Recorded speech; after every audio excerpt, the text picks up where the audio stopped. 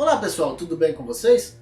Ainda dentro desse módulo de resolução de exercícios, dentro ainda da dinâmica, nós vamos falar hoje do centro de massa. Aos alunos que ainda não consolidaram esse conteúdo, eu quero encaminhar a aula específica, teórica, sobre esse tema. Para isso, eu vou deixar aqui um card que vai remetê-los diretamente a essa aula a qual estou me referindo.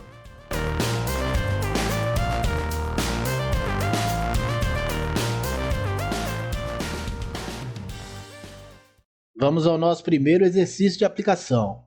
O sistema indicado na figura é constituído por duas partículas, A e B, de massas 2 kg e 3 kg, respectivamente. Elas se movem com velocidade que se indica na figura.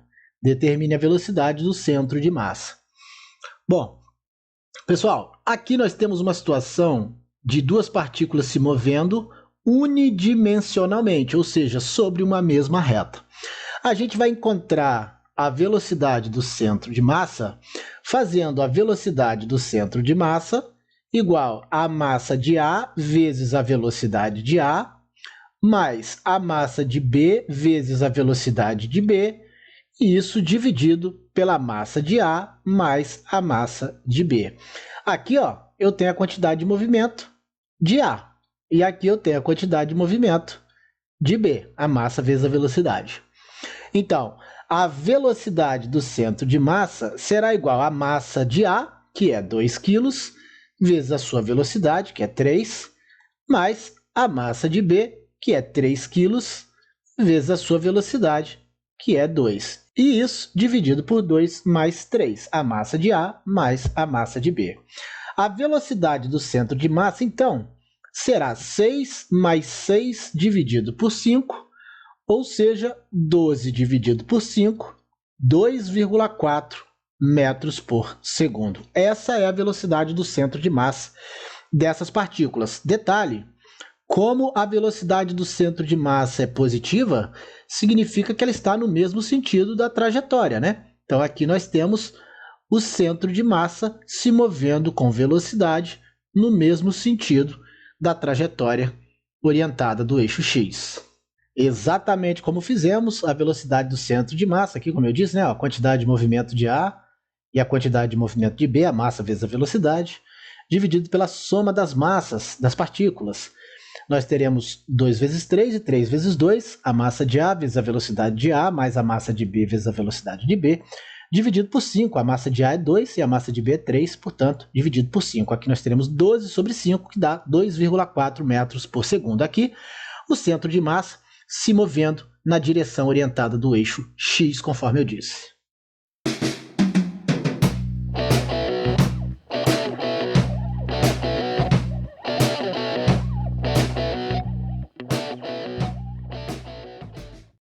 Determine as coordenadas do centro de massa do sistema de partículas indicado na figura. Bom, inicialmente vamos estabelecer aqui a posição em relação ao plano cartesiano das três partículas.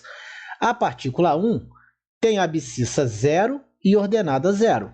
Ela está no encontro dos eixos x e y, então abscissa e ordenada 0. A partícula 2 tem abscissa igual a 1 e ordenada igual a 2. Então, essa é a localização da partícula 2. E, por fim, a partícula 3 tem abscissa 4,5 e tem ordenada 1.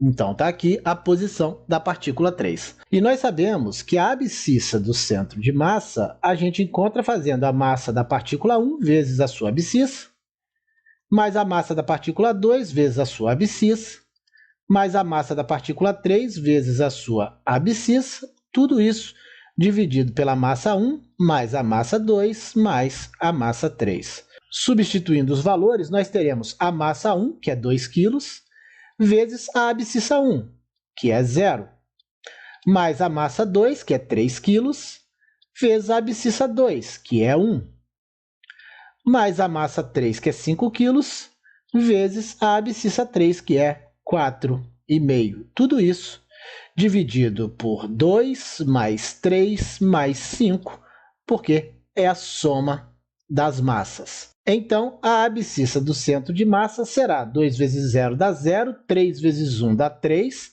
5 vezes 4,5 dá 22,5, 22,5 mais 3, 25,5, dividido por 10, 2,55. Essa é a abscissa do centro de massa, mais ou menos aqui, ó, 2,55. Vamos agora encontrar a ordenada do centro de massa, usando raciocínio análogo. A ordenada do centro de massa será a massa da partícula 1 vezes a sua ordenada, mais a massa da partícula 2 vezes a sua ordenada, mais a massa da partícula 3 vezes a sua ordenada, dividido pela massa 1 mais a massa 2 mais a massa 3.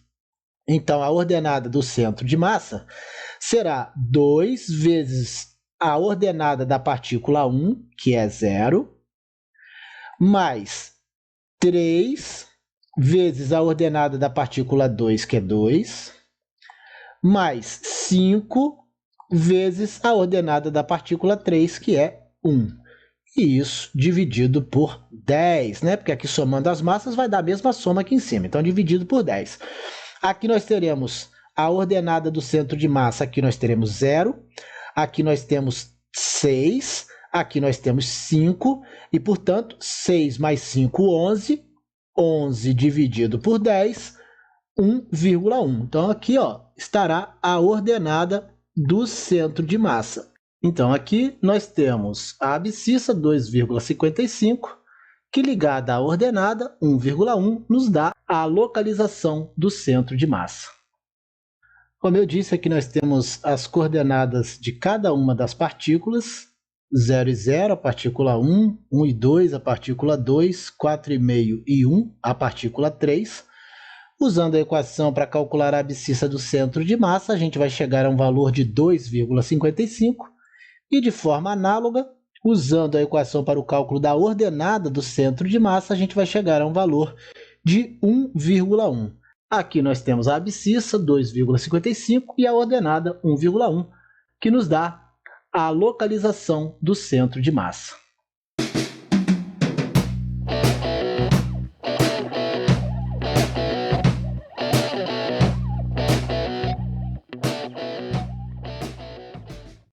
A figura indica uma chapa homogênea de espessura uniforme. Muito importante toda essa informação aqui, nós vamos ver por quê. Determine a abscissa e a ordenada do centro de massa da chapa. Bom, aqui eu vou dividir essa chapa em dois pedaços retangulares. Eu vou chamar esse pedaço de 1 e esse pedaço de 2. Duas chapas, como se fossem duas chapas retangulares. Bom, a chapa 1 terá o seu centro de massa, isso considerando que ela fosse uma chapa separada, exatamente no ponto de encontro das diagonais. Ou seja, nesse ponto eu tenho o centro de massa da chapa 1, que eu vou chamar de C1. C1 tem coordenadas 2, ou seja, C1 tem coordenadas 2 e 1. E 1. Isso porque, se daqui até aqui tem 4 centímetros, até a metade tem 2. Então, isso aqui é 2. Se essa altura é 2, até a metade eu tenho 1. Então, isso aqui é 1. Então, eu tenho a coordenada 2, 1. Tá aqui. O mesmo raciocínio nós vamos usar para outra chapa retangular, como se fossem duas chapas separadas.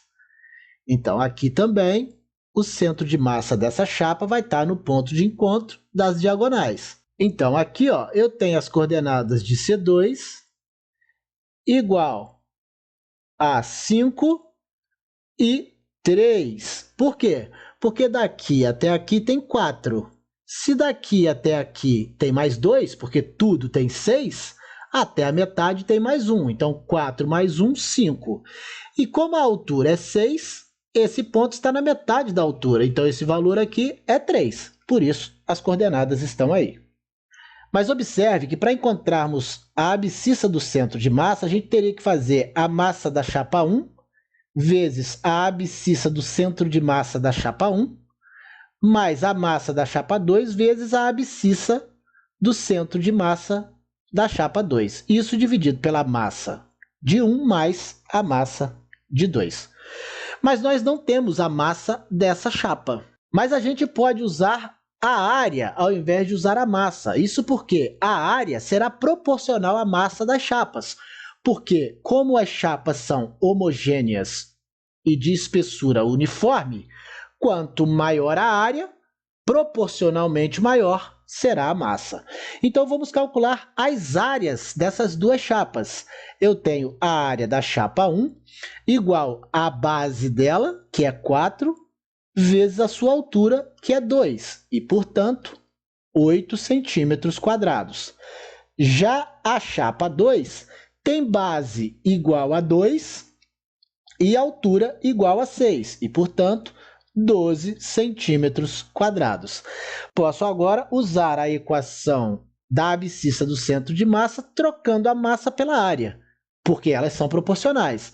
Então, a abscissa do centro de massa será igual a 8, que é M1, nesse caso S1, vezes X1, que é 2, está aqui, ó, a abscissa 1, que é 2, mais a massa 2, que eu vou trocar pela área da chapa 2, 12, vezes a abscissa 2, que é 5. E isso dividido pela soma das áreas, 8 mais 12. Ou seja, a abscissa do centro de massa será 16 mais 60 dividido por 20. A abscissa do centro de massa será igual a 3,8 centímetros. Raciocínio análogo nós vamos usar para calcularmos a ordenada do centro de massa, que é a massa 1, a massa da chapa 1, vezes a ordenada do centro de massa da chapa 1, mais a massa da chapa 2 vezes a ordenada do centro de massa da chapa 2. Isso dividido pela massa 1 mais a massa 2. Mas, como eu disse, a massa pode ser substituída pela área uma vez que elas são proporcionais. E isso porque a chapa é homogênea e de espessura uniforme. Isso faz com que a área seja proporcional à massa. Então, a gente pode usar a área ao invés da massa. Aqui, ao invés de M1, eu vou usar S1, que é igual a 8, vezes a ordenada 1, tá aqui, ó, 1, mais M2, que eu vou usar 12, vou usar S2, vezes a ordenada 2, que é 3. E isso dividido por 20, né? Porque aqui eu terei 8 mais 12, tal qual eu fiz aqui. Aqui nós teremos 8 mais 36 dividido por 20, e isso vai dar 2,2 centímetros. Ou seja, o centro de massa dessa peça inteira tem coordenadas 3,8, 2,2. Se quiser marcá-la aqui, é só marcar 3,8 no eixo X e 2,2 no eixo Y, que a gente vai chegar ao ponto de localização do centro de massa. Bom, aqui nós temos a coordenada do centro de massa da chapa 1. Aqui nós dividimos as chapas como se elas fossem duas chapas separadas. Aqui as coordenadas do centro de massa da chapa 2, aqui da chapa 1 e aqui da chapa 2. Aqui o cálculo da área da chapa 1 e aqui o cálculo da área da chapa 2. Nós usamos as áreas ao invés de usarmos as massas, porque nós não temos as massas. Isso foi possível porque o problema disse que a chapa é homogênea e de espessura uniforme, e, portanto, a massa é distribuída de forma uniforme pela chapa, fazendo com que a área seja proporcional à massa, e é por isso que eu posso usar a área ao invés da massa.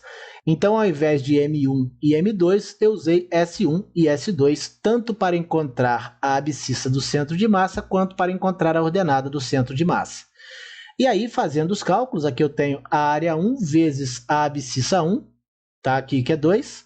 Eu tenho a área 2 vezes a abscissa 2, tá aqui que é 5. E isso dividido pela soma das áreas, que vai dar 20, e isso vai me dar uma abscissa para o centro de massa igual a 3,8 centímetros. Usando o raciocínio análogo para encontrar a ordenada, aqui está a área 1, que é 8, vezes a ordenada 1, está aqui, ó, 1, mais a área 2, está aqui, 12, vezes a ordenada 2, está aqui, 3, dividido por 8 mais 12, que é a soma das áreas. Fazendo esses cálculos, nós vamos chegar a uma ordenada para o centro de massa igual a 2,2 centímetros. Então, o centro de massa tem coordenadas 3,8 e 2,2.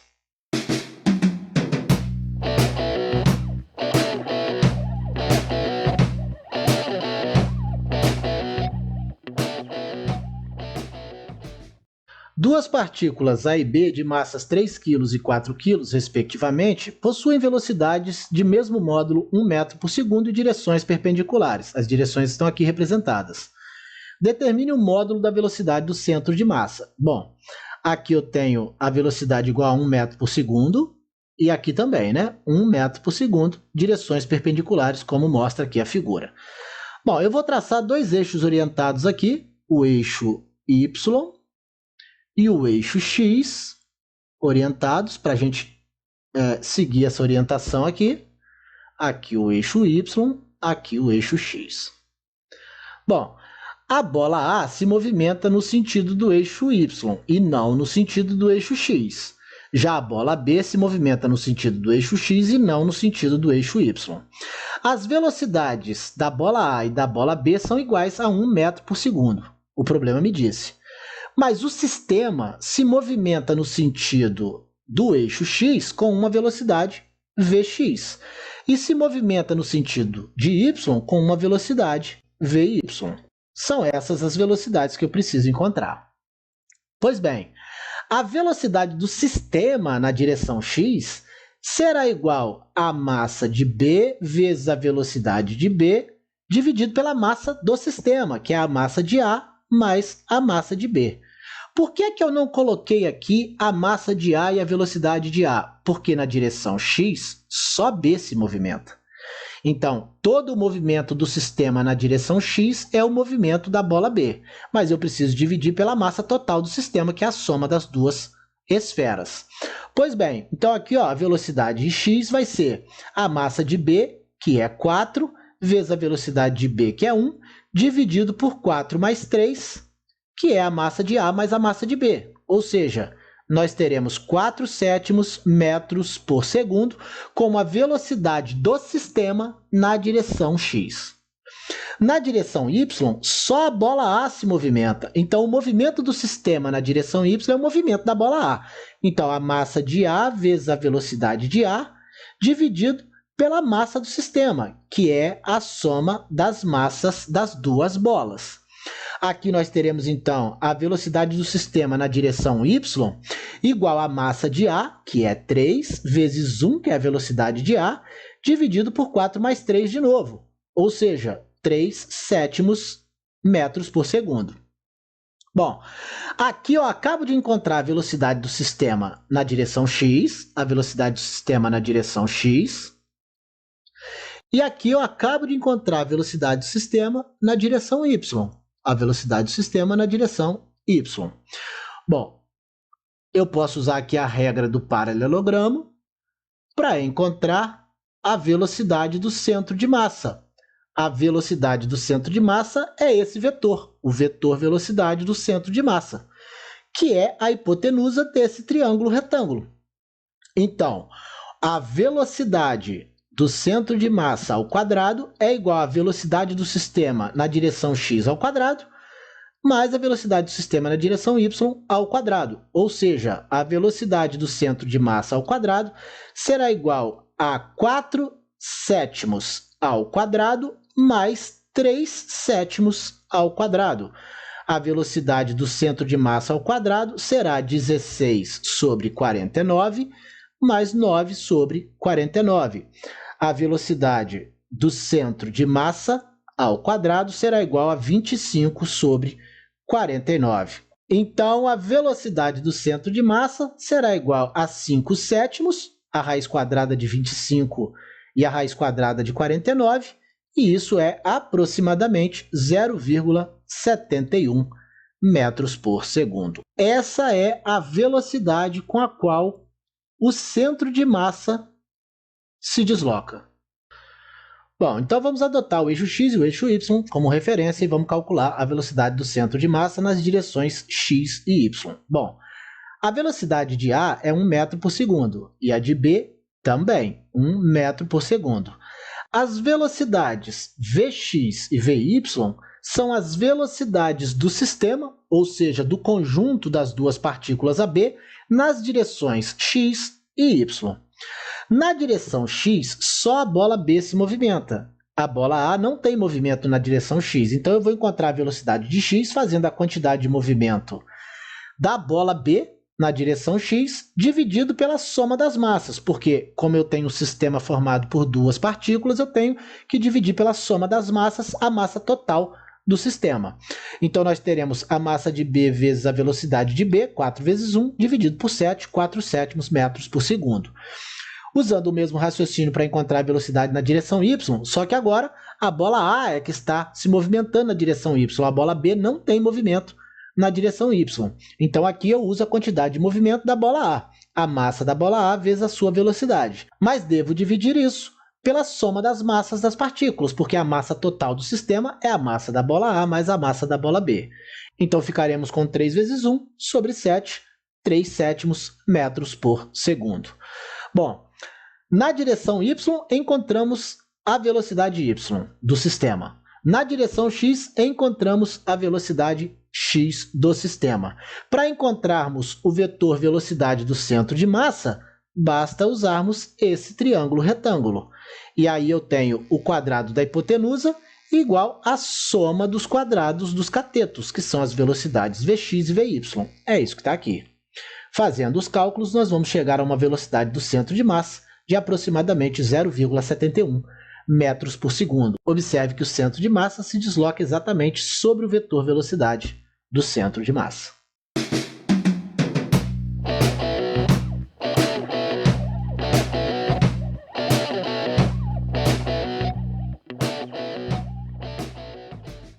Para finalizar, duas partículas A e B de massas respectivamente iguais a 4 kg e 6 kg movem-se com velocidades constantes, como indica a figura. Determine a velocidade do centro de massa do sistema. Bom, diferentemente do caso que tínhamos anteriormente, aqui nós temos um ângulo de 60 graus e não um ângulo reto. Isso muda tudo, muda toda a nossa análise aqui. Mas vamos lá. Primeiramente, eu sei que o vetor quantidade de movimento sempre tem o mesmo sentido e a mesma direção do vetor velocidade. Então, a quantidade de movimento da partícula A será a massa dela vezes a sua velocidade. Então, nós teremos a quantidade de movimento da partícula A igual a 4 vezes 10. 4 sua massa, 10 sua velocidade. Ou seja, a quantidade de movimento da partícula A é 40 kg e metros por segundo. Para a partícula B, nós também temos, coincidindo com o vetor velocidade, o vetor quantidade de movimento. Então, a quantidade de movimento da partícula B é a massa de B vezes a sua velocidade. Ou seja, a quantidade de movimento de B será 6 vezes 5. 6 a sua massa, 5 sua velocidade. A quantidade de movimento da partícula B será 30 kg e metros por segundo. Bom, com isso eu consigo fazer o seguinte esquema. Eu tenho aqui a quantidade de movimento da partícula A, tenho aqui a quantidade de movimento da partícula B, e com isso eu consigo usar a regra do paralelogramo. Vamos ver aqui, ó. Aqui eu tenho os vetores. Aqui eu vou ter o vetor quantidade de movimento do sistema. Então, aqui nós teremos a quantidade de movimento do sistema. Aqui nós temos a quantidade de movimento da partícula A. E aqui a quantidade de movimento da partícula B. Lembrando que esse ângulo é de 60 graus, exatamente porque as quantidades de movimento da partícula A e da partícula B terão a mesma direção e sentido da velocidade A e da velocidade B, respectivamente. Bom, de posse do módulo da quantidade de movimento da partícula A, que é 40, e de posse do módulo da quantidade de movimento da partícula B, que é 30, eu posso encontrar o módulo da quantidade de movimento do sistema. Para isso, eu vou usar a lei dos cossenos. Nós vimos isso lá na cinemática vetorial. Então aqui nós teremos a quantidade de movimento do sistema A ao quadrado será igual à quantidade de movimento de A ao quadrado, mais a quantidade de movimento de B ao quadrado, mais 2 vezes a quantidade de movimento de A vezes a quantidade de movimento de B, vezes o cosseno de 60 graus. Ou seja, a quantidade de movimento do sistema ao quadrado será igual a 40 ao quadrado mais 30 ao quadrado. Aqui eu vou simplificar o 2 com o cosseno de 60, o cosseno de 60 é meio, então eu terei mais 40 vezes 30. A quantidade de movimento do sistema ao quadrado, então, será igual a 1.600 mais 900 mais 1.200. A quantidade de movimento do sistema ao quadrado será igual a 3.700. A quantidade de movimento do sistema será a raiz de 3.700, ou seja, a quantidade de movimento do sistema será igual a 10 raiz de 37 quilogramas e metros por segundo. Esse é o módulo desse vetor, quantidade de movimento do sistema. Mas não é isso que ele pede, ele quer a velocidade do centro de massa. Bom, mas nós sabemos que a velocidade do centro de massa é igual à quantidade de movimento do sistema dividido pela massa total do sistema. Ou seja, a quantidade de movimento do sistema, que é 10 raiz de 37, que nós acabamos de encontrar, dividido pela massa do sistema, que é 4 mais 6. Ou seja, 4 quilos da massa A, 6 quilos da massa B. Está aqui. Aqui eu tenho 10 dividido por 10, logo a velocidade do centro de massa será igual a raiz de 37 metros por segundo. Como eu disse, a gente sabe que o vetor quantidade de movimento tem a mesma direção e o mesmo sentido do vetor velocidade. A gente viu isso quando estudou quantidade de movimento. Então, calculando a quantidade de movimento da partícula A gente vai fazer a massa da partícula A vezes sua velocidade, 40 kg e metros por segundo.